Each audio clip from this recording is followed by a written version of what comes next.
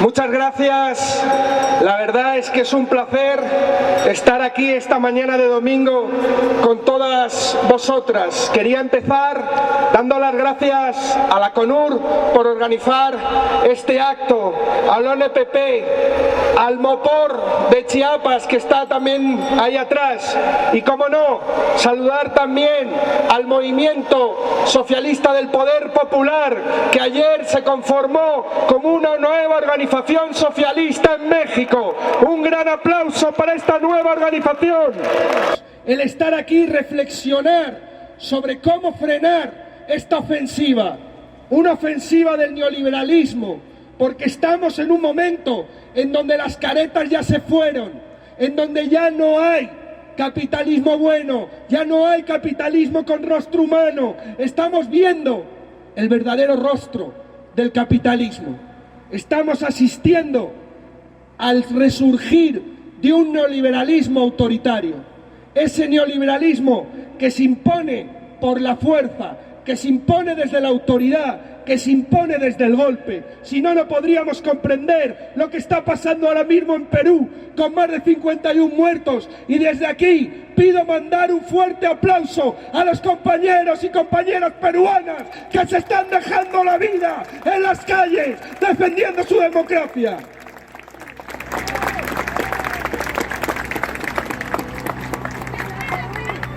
Y desde luego, el rostro más salvaje, el rostro más peligroso de este capitalismo, de este neoliberalismo autoritario, es la internacional reaccionaria de Trump, de Bolsonaro, de Le Pen, de Modri, de tantos otros. Una internacional reaccionaria que no es un proceso de un solo país, sino que estamos viendo que está conjuntamente ligado con la extensión de ese neoliberalismo autoritario, de esas políticas autoritarias para aplicar los recortes sobre los pueblos. Estamos viendo que es una internacional reaccionaria, que es funcional a los intereses de la oligarquía, porque este capitalismo ha perdido su capacidad de seducción, ha perdido su capacidad de consentimiento por parte de los pueblos y solo se puede aplicar desde la fuerza, el autoritarismo y la opresión. Y ahí es donde surge la fuerza de este internacional reaccionaria.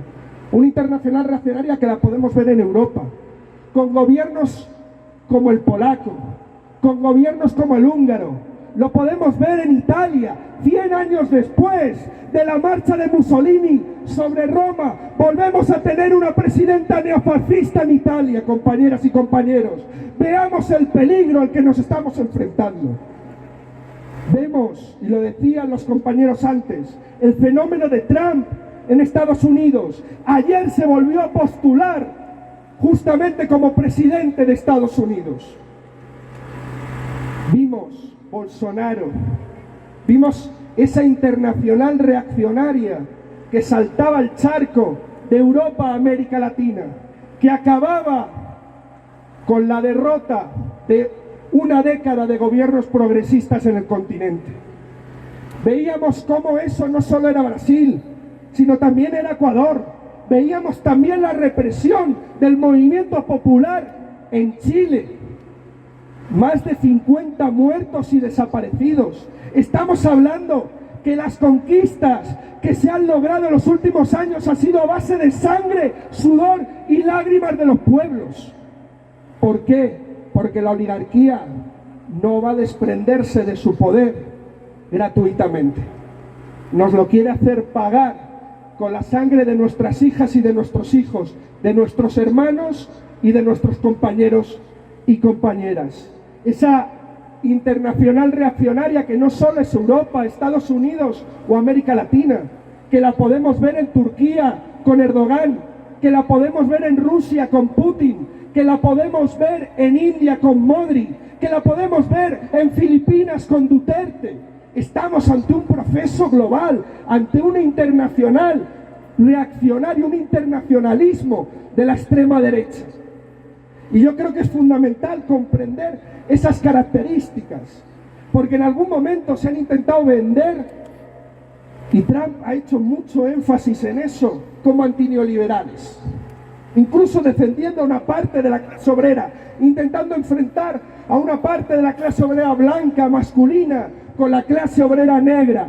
Y no, solo representan los intereses de la burguesía. Si hay tres elementos ahora mismo característicos de esta internacional reaccionaria, es sus políticas turbo-neoliberales en lo económico, reaccionarias y neoconservadoras en lo moral y profundamente autoritarias en lo político. Y hay que desenmascararles. No representan ningún interés del pueblo. Estamos viendo además una nueva forma de comunicación de la extrema derecha. Estamos viviendo un momento de la posverdad, un movimiento de las fake news. Estamos viendo cómo la mentira se utiliza para engañar al pueblo de una forma constante, pero una mentira que ya no ataca ideas, sino que ataca personas para atacar las ideas que representan esas personas. Y vemos cómo se ataca con lawfare, por ejemplo, a Lula en Brasil, pero no para atacar a Lula, sino para atacar al movimiento popular brasileño. Estamos viendo cómo ese lawfare, cómo esas mentiras se utilizan de forma constante. ¿Por qué? Porque es más fácil atacar a una persona que atacar el derecho a una vivienda digna, que atacar el derecho a la energía para todas y para todos. Y por eso atacan a las personas que representan y defienden esas ideas. Así funciona la nueva comunicación de la extrema derecha. Vemos un racismo, una xenofobia rampante por parte de esta nueva extrema derecha, que es otra de las grandes características. Yo pude acompañar a las primeras marchas migrantes que en 2018 recorrieron México y llegaron hasta Tijuana, y tuve que ver cómo políticos mexicanos utilizaban los mismos mitos racistas y xenófobos contra esos inmigrantes pobres que solo buscaban un futuro mejor, que los mismos mitos racistas y xenófobos. Hola. Que los mismos mitos racistas y xenófobos que utiliza la ultraderecha contra los migrantes mexicanos. ¿Por qué? Porque nos intentan enfrentar entre los últimos y los penúltimos. Así funciona la extrema derecha, porque el neoliberalismo ha construido una subjetividad de no hay para todos, y si no hay para todos, la respuesta de la extrema derecha es: expulsemos a los sectores sociales más precarios del reparto de esos recursos escasos. Decidamos que hay gente que no tiene derecho a tener derechos. Eso es lo que nos están planteando. Y se empieza con los migrantes, pero no, se sigue con las mujeres, con las clases populares.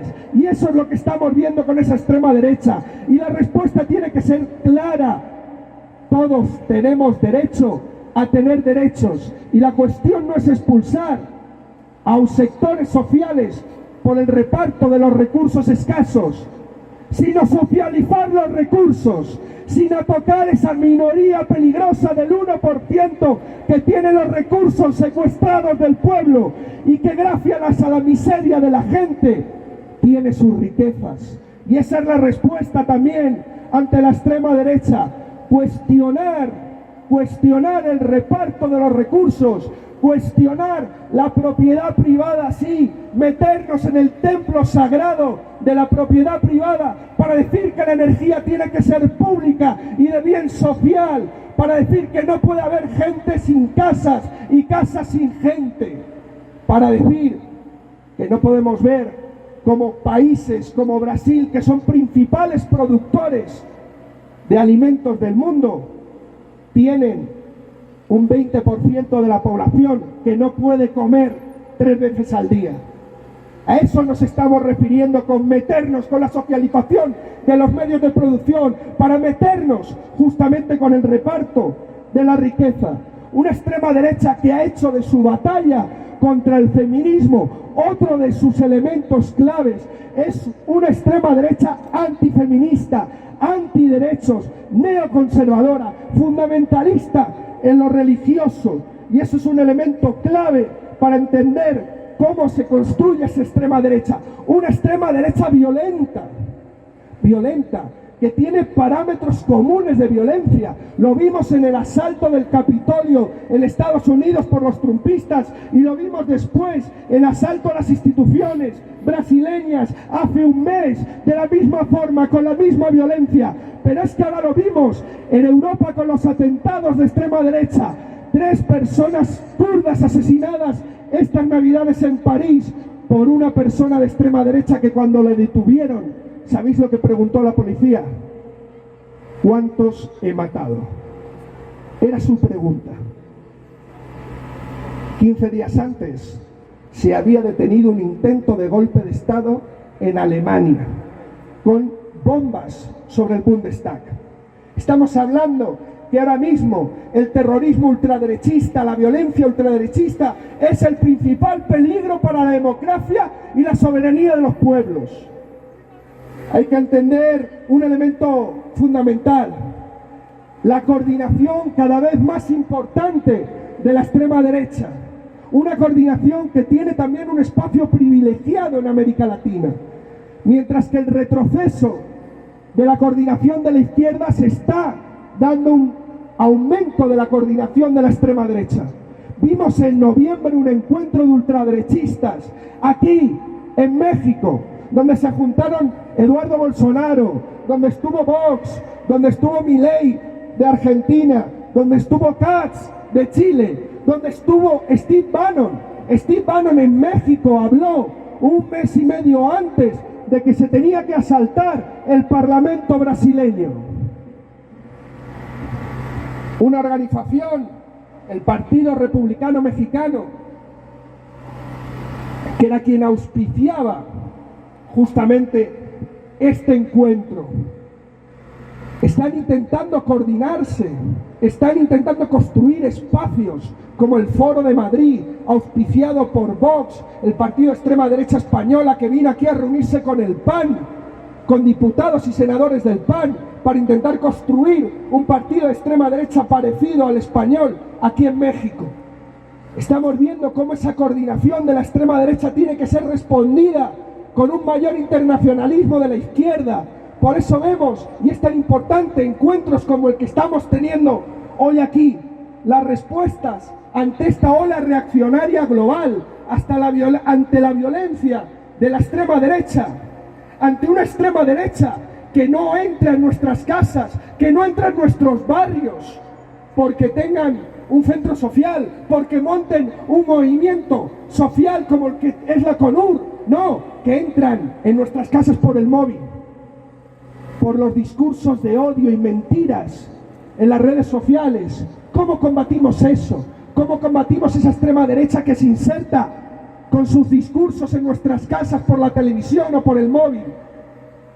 Reconstruyendo los lazos de clase, organizándonos, reconstruyendo comunidad. Y por eso la Coordinadora Nacional de Usuarios en Resistencia es un ejemplo de la importancia de organizarse, porque donde el pueblo está organizado, sus discursos del odio no entran, no sirven, no funcionan. Y por eso el principal enemigo de la extrema derecha son las organizaciones sociales, es el tejido social. Y desde aquí hay que decir que no pasarán, compañeros, que no les vamos a dejar pasar en ningún barrio, en ninguna ciudad, en ningún país de Latinoamérica, y que de la victoria de Latinoamérica llegará también las victorias en Europa, porque necesitamos más estallidos, como el que se está viendo en Perú, como el que hemos visto en Colombia, como el que hemos visto en Chile. Necesitamos transformar desde la raíz un sistema que solo genera injusticias, odio y violencia, porque ahora